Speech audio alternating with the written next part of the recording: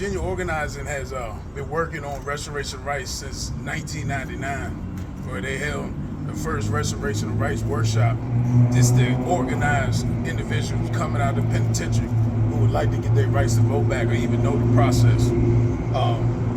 Over the years in Virginia, every year has been getting more fluid, but every governor has been getting more fluid and easier process until now.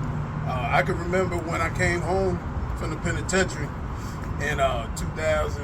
It's been a long time. That's a good thing. When we come home now, 2006, and it was on my heart just to. I said I wanted to take more part in my community. I wanted to help rebuild my community, and it's the little part that I had helped to break down. And I knew one way was to get my rights back and get into the politics and the running of my area. So with that, I did the research and we found the process. And at that time, it was a 13-page application. You had to get 3 recommendation letters. You had to tell your story. You had to relive that. You had to remember all of that, and you had to put it down. And then you had to send it off. And then there was no criteria saying if it got denied. They didn't tell you what it got denied for, and then you couldn't reapply for another year. So this is the process when I sent my application in. And another thing, I was convicted of a violent crime. And so when you had a violent crime under the old policy, you had to wait 5 years after you was off for probation.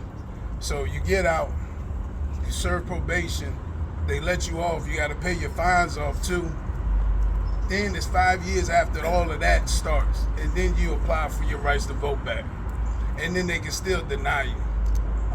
Governor McDonald, one thing that I appreciate what his administration did, it made a more clear path to get your restoration of rights. And every governor since Governor McDonald has made, like I said before, has made the process more fluid and making it a little easier for individuals to be re-enter back in society.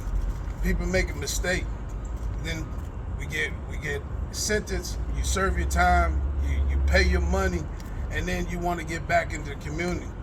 When I got locked up, I didn't have any kids. Now, when I came home a little bit after, I had 2. One of them was right here, and I wanted to be part of that. And one thing I had to tell them is when they do something wrong, and I say they forgive them, I'm not going to hold it against them every day since then. So this is a message that we teach our kids. So why are we treating each other like this with these policies? And it's a lot because I can just remember talking to an individual recently, and at the barbershop, he came up to me and said, "Hey, Duane, you think I can get my rights to vote back?" And I had to tell him, "No, I don't think you can get your rights to vote back." And this is after I've been in Virginia organizing since 2007. I've been working on restoration of rights since 2007. I've helped a lot of individuals get their rights to vote back. And I've never not once told anybody that no, I don't. I always told them, yes, you can get your rights to vote back. This is the process, and I pull it up. But a couple weeks ago, I had to tell somebody at the barbershop in Fredericksburg, Virginia, like, no, I don't think you can get your rights to vote back. And it doesn't matter the nationality, the economics of the person. This person is a Virginian. And we shouldn't be. There should be a clear process to that. And there's more. I want to move out the way because the bottom line that comes like this is changing this policy. Is it going to make things better, or is it going to push us backwards? And no matter what administration, what side of the aisle you on, Virginia organized, we're nonpartisan, so we don't care what side of the aisle. But if you're going to do a policy that moves Virginia backwards, Virginia needs to stand up and stop that. We need to keep on moving forward in progress because that's how we made it this far. Thank you.